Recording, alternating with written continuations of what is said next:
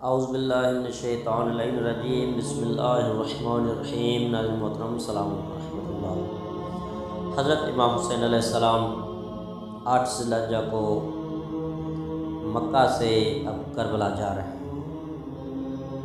حسین ابن علی حج کو چھوڑ کر کربلا جا رہے ہیں، یعنی حسین ابن علی کے نزدیک کربلا جانا اتنا اہم تھا کہ حج جیسے واجب رکن کو چھوڑ دیا۔ یہ امام حسین علیہ السلام ہمارے لیے آخر کیا پیغام دے رہے ہیں، ہم کیا کر رہے ہیں؟ یہ حسین ابن علی نے سن 60 ہجری میں حج کو ترک کر کے عمرے میں تبدیل کر کے مکہ کی عظمت کو باقی رکھنے کے لیے، کعبہ کی عزت کو باقی رکھنے کے لیے کعبہ کو چھوڑ کر حسین ابن علی اب کربلا کی طرف راہی۔ آخر حسین ابن علی کا ہدف کیا ہے، مقصد کیا ہے امام کا؟ کوئی انسان اگر قیام کرتا ہے تو اس کے قیام میں کچھ اہداف و مقاصد پوشیدہ ہوتے ہیں۔ کوئی بھی قیام ہو، کیسا بھی قیام ہو، رموز و اسرار اور اہداف و مقاصد سے خالی نہیں ہوتا۔ یہ اور بات ہے کہ مقصد کس حیثیت کا حامل ہے۔ بہرحال قیام کرنے والے کے نزدیک قیام کا ایک ہدف ہوتا ہے۔ مثلاً ایک قائد اگر کسی ملک کو بچانے کے لیے، ملک کو جو ہے دشمنوں کے چنگل سے بچانے کے لیے قیام کرتا ہے تو اس کے نزدیک مقصد قیام اہم ہوتا ہے۔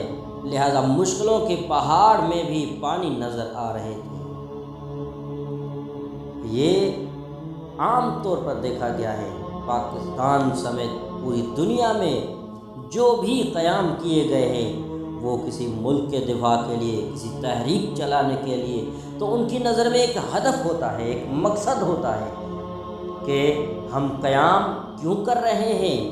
اسی طرح جو پاکستان کو آزاد کرانے کے لیے قائد اعظم اور اس کے ساتھیوں نے قیام کیا تاکہ انگریزوں سے اس ملک کو جدا کیا جائے، اسی طرح امام خمینی نے بھی قیام کیا۔ آپ کے قیام کا مقصد یہ تھا کہ عیاش اور ظالم شاہ کا تختہ پلٹ دے اور ایران میں اسلامی پرچم لہرائے، چنانچہ اس ہدف میں کامیاب بھی ہوئے۔ آخر امام خمینی نے ایسا قیام کیوں کیا؟ امام خمینی نے امام حسین علیہ السلام سے یہ درس لیا تھا کہ اگر حلال کو حرام اور حرام کو حلال شمار کیا جانے لگے تو خاموش نہ رہنا، بلکہ اس کے خلاف آواز احتجاج بلند کرنا۔ جب ایک عام انسان کے قیام میں ایک ہدف اور مقصد پوشیدہ ہوتا ہے تو امام وقت کا قیام بغیر مقصد اور ہدف سے خالی کیسے ہو سکتا ہے؟ عزیزان، کیا امام حسین کا قیام ایک انفجار تھا؟ کیا آپ کا قیام ناآگاہانہ تھا؟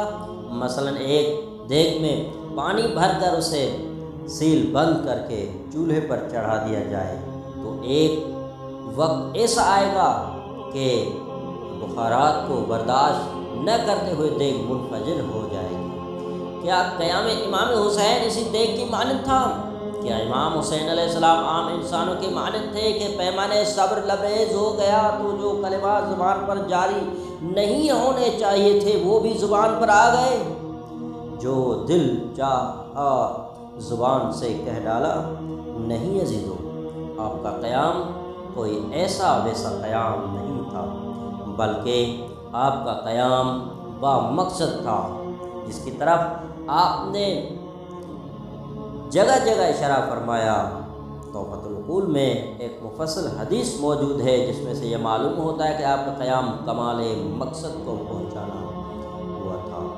بعض مفکرین مثلاً مارٹن آلمانی وغیرہ قیام حسینی کا پہلا مقصد اظہار سیاست حسین کو شمار کرتے ہیں۔ شاید ان فقروں کا مقصد یہ ہو کہ امام حسین علیہ السلام اپنی سیاست کا اظہار نہیں فرماتے تھے، تو اس کا مطلب یہ نہیں ہے کہ آپ سیاسی حربوں سے آشنا نہیں تھے، بلکہ اگر آپ چاہتے تو معاویہ کی سیاست کو خاک چٹا دیتے۔ حق یہ ہے کہ قیام حسینی کا مقصد عوام الناس اور شیعان علی کو کافروں اور طاغی بنی امیہ اور یزید نحس کے چنگل سے نجات دلانا ہے، اور امر بالمعروف نہی عن المنکر اور ابطال باطل کرنا ہے۔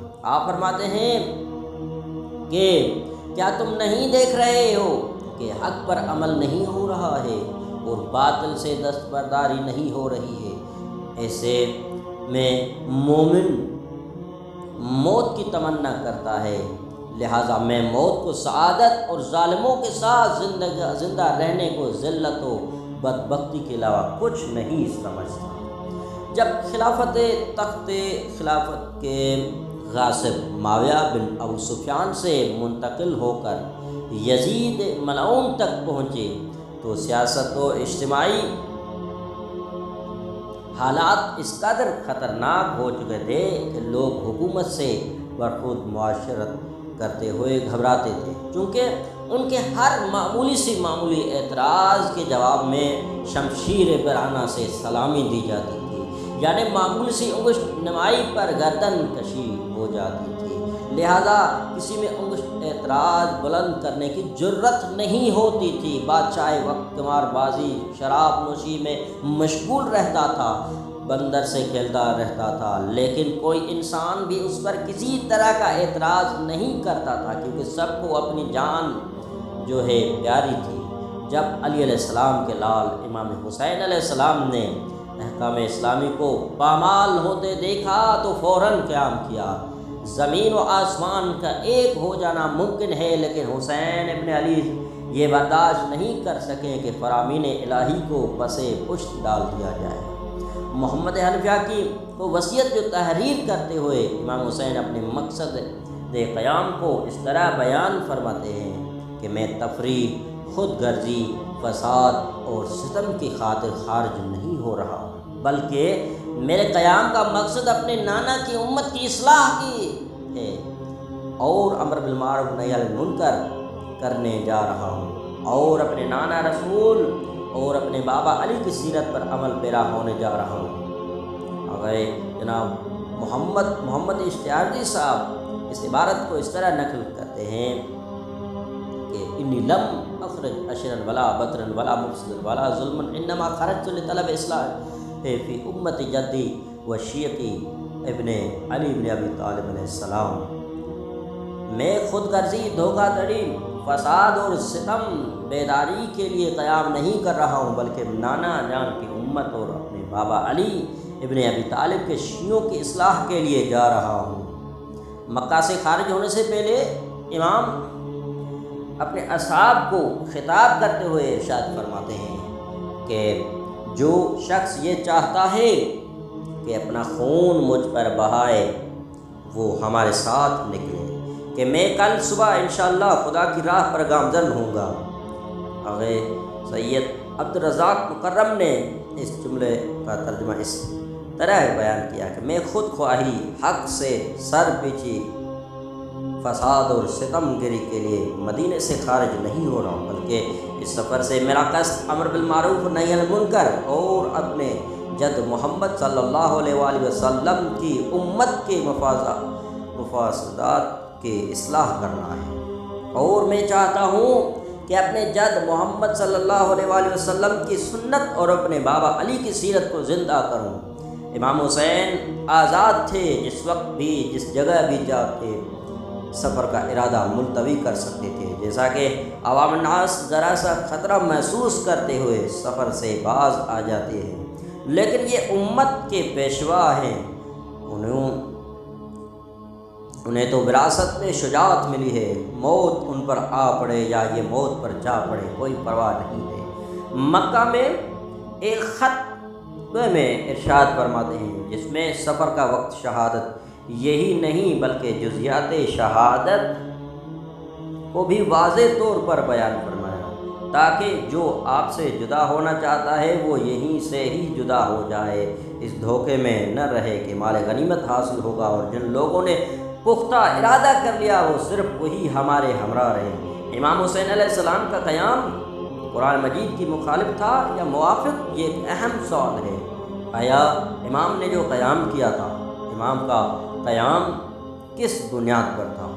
رسول خدا صلی اللہ علیہ وسلم نے ارشاد فرمایا کہ میں تمہارے درمیان دو چیزیں امانتاً چھوڑے جا رہا ہوں، جب تم لوگ ان سے متمسک رہو گے ہرگز گمراہ نہ ہوگے۔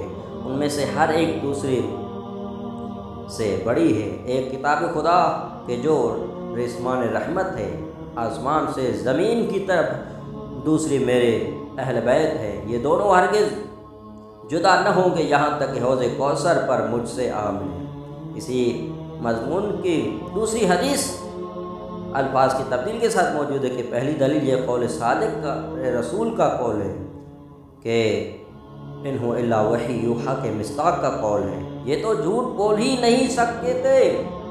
تو اس کا مقصد یہ ہے ہوا کہ دونوں چیزیں معاشر تک ساتھ رہیں گی۔ اگر حسین نے قرآن کے خلاف قیام کیا تو حدیث نبوی معاذلہ جھوٹی ہو جائے گی، اور حدیث جھوٹی ہو ہی نہیں سکتی، لہذا ثابت یہ ہوگا حسین نے قرآن کے مطابق قیام کیا ہے۔ دوسری دلیل، آپ کا سر مبارک تن سے جدا کر کے نوک نیزہ پر بلند کیا گیا، مگر پھر بھی مسلسل قرآن کی تلاوت ہو رہی ہے، جو اس بات کا واضح ثبوت کہ امام حسین علیہ السلام لحظہ بھر کے لیے بھی قرآن سے جدا نہیں ہوئے۔ تیسری دلیل، خداوند عالم ارشاد فرماتا ہے وہ لوگ جو ایمان لے آئے اور وہ راہ خدا میں قتال کرتے ہیں، اور جو کافر ہو گئے وہ بت و طاغوت و شیطان کی راہ میں قتال کرتے ہیں، لہٰذا اولیاء شیطان سے جنگ کرو، بے شک شیطان کا حربہ اور اس کی چال کمزور ہے۔